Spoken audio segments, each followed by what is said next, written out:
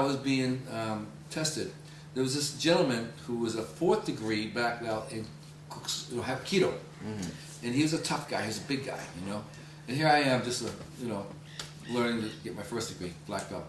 So we're getting on the mat, and he has all his students. We're at his facility. We had all his students there. And he was kind of like showing off, you know, I got all my students and I'm a tough guy. So we're on the mat. Remember this story? And we start, I won't say duking it out, but I'm testing, and he's put me through the ropes. And he hit me a couple of times, because some of the stuff here, you don't want contact. You use pads, you use, gloves, because if you hold back or if you hit somebody, because it kicks, it's a lot of using your body, so a spin, jump, kick, so you don't have a lot of control of yourself, It's power. It's not just, hey, it's doing a lot of crazy stuff and aiming for certain places. So he was kind of rough on me. So I got a little angry, and I looked at Master Shawn, and he says, go for it, because you're not supposed to have contact. Well, I know within a couple of minutes that he was running off the mat, right? In front of all his students. He would not get back on the mat. And I realized that he saw that I knew way more things that he wasn't used to than he did. So it caused him some thought. So he didn't want to stay on that mat and get embarrassed any longer. Is that true? Yes. The type of kuksul he mentioned, there's many types of kuksul. The type of kuksul that I teach is kuksul Hapkido, and from the World Kuksul Hapkido Federation. So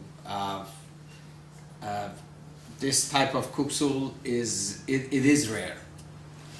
I'm so sorry. Bless you.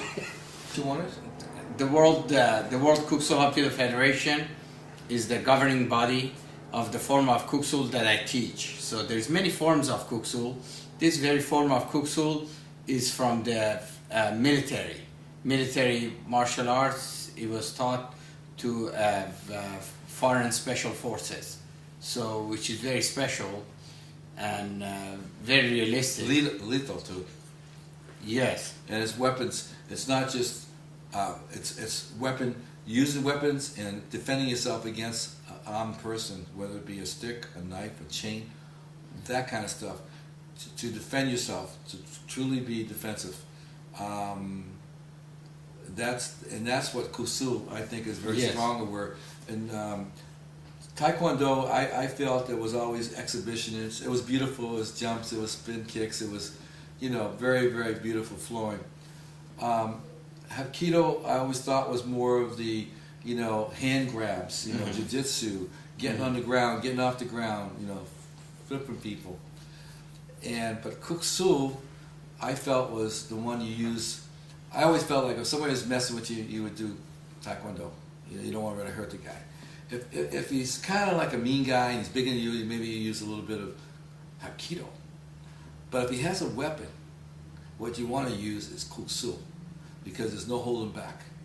It's the moves, it's the speed, it's using your body, it's using all the momentum, the force, and using it against certain parts of the body that is basically, lethal. Okay, it's you don't mess around, or if you grab somebody, you don't hold back. So that's how I categorize it. Yes. You don't use Kuksul on a relative just played around. You know what I mean?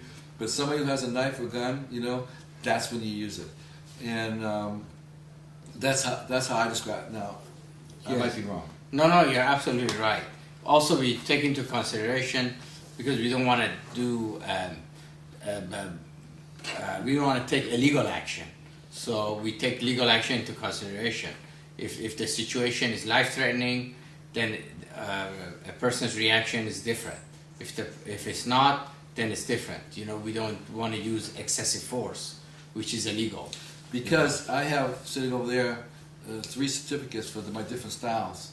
And basically what you are is you're a registered lethal weapon. So if you hurt somebody or kill somebody unnecessarily, and it wasn't, you can get in a lot of trouble. And that's why, you have to respect martial arts and have a good attitude. But one of the things that I have to say that goes along with that he taught me. I'm an Italian Irish guy, you know. I mean, I used to have a little temper, but you know, you know, I don't take crap from too many people. And what he taught me though, relax a little bit, and to and I still use it when I get upset. I meditate before every workout or every training session. What we would do is kneel down, and we would communicate in a very, very, how do you say it, peaceful, good thoughts, very, very, very quiet, more like what they're doing today, i.e., you know, yoga and Pilates and all that. But it was all part of the training I got, and it was the best part of it, because when you train that way and you relax, just like when people want to fight, they go, oh, come on, they start swearing at each other, I'm going to blah, blah, blah. What he taught me was you stand back, you don't even put your arms up. There's a certain thing, you're just very casual. You're non-threatening. But that stance positions you to do whatever you need to do, whether it be kicking, punching, spinning, grabbing, whatever, you can do it. But to the opponent or the person that's in front of you, you're just standing there very casually. And also, you don't want to be talking and yelling and stuff like that, because you want to give away your thoughts.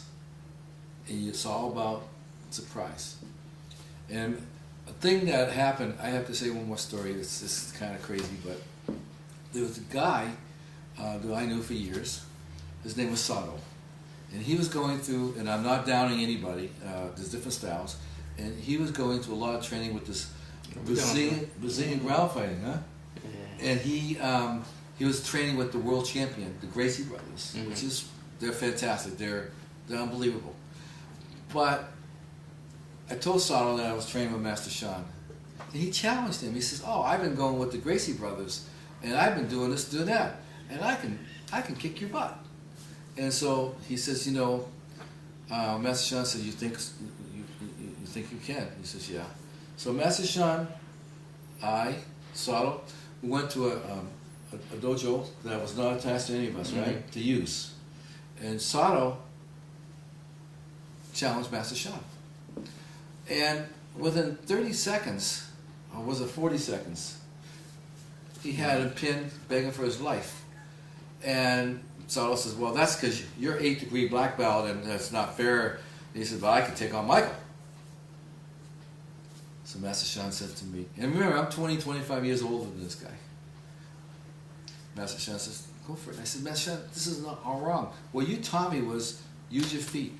Don't get on the ground. Use every part of your body not to get close. Don't do this. Don't.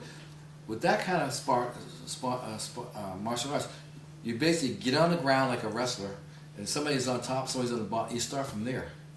That was new to me, even though in high school and college I was a wrestler, and for my weight class, I was a champion wrestler. Okay? So I knew how to wrestle. But anyway, it was uncomfortable getting on the ground and having somebody get over you and say, "Go." And because that's everything he taught me not to do. Don't ever get on the ground. Yeah, never. Never. How many seconds did it take me to get this guy? Very short. Short amount of time. 60 seconds. Yeah.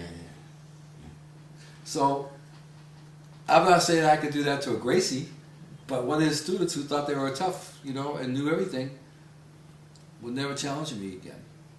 So I just want to point that out. And it's because of what he taught me. Yeah. I knew how to get on the ground, not kicking, punching, spinning. On the ground, I pretty much can get out of any situation. Yes. And I proved it. Yeah, every situation is different. And that day made me feel good. Yeah. The grappling is very good. It's a one-on-one sport. It's a sport and it's one-on-one, which has rules, so which is excellent. But what if you're grappling on the ground, then a second or third person show up? Then you're in big trouble. So because a regular fight might not be one-on-one. There's no referees. There's no mat. It's everything goes. And there could be weapons involved, multiple attackers involved. So you don't want to get on the ground because you're very vulnerable. Of course, all martial arts are good. We don't put any martial arts down on any martial arts person. and we are not in the business of challenging people or competing with people and things of that nature. So, you know, as we see today, you know, when I started mixing martial arts, people ridiculed me, people put me down. They said, what you're teaching doesn't make sense. You follow one style and you become good in one style. Why do you teach multiple styles? Why did you train in multiple styles? And it didn't make sense back then. You know, all the schools around were either one style or the other. So, if I might add, excuse me, Mr. Shawn, I always thought this kind of concerned me, and it's something you taught me. I never challenged anybody to this very day, or even, you know, used my training to, in any which way. I never had to. But it's because of what he taught me. Most of all the martial artists that were the world's greatest martial artists were shot, were killed by a bullet. And it was probably in some cases due to the fact that they were the greatest martial artists at the time. He had a storefront. It was a huge building with a big glass window. One day I went there and I said, Master Shawn, what's that hole in the window? He said, it's a gun shop. While he was training people, or you were there? Nighttime. Come by and shot at his window. Now, if it was a bakery, no. If it was a beauty shop, no. Because it was a martial arts studio, or whatever, somebody put a bullet through that window. Good. You know, and that's when Master Shawn, and I don't know if this is good, bad, or different, told us that now that you're a black belt, now that you feel comfortable, go and get some weapon training again, get a gun, and we mostly did that. We bought guns and went to training and we got guns. Not that we, you know, I didn't do it because I was scared. I just thought what he said was right. That even though I went to all these years in martial arts, you know, somebody could just walk up to you and poof, you know? So that keeps you kind of grounded. And that's why I'm pointing this out, you know? It keeps you kind of grounded. Yes.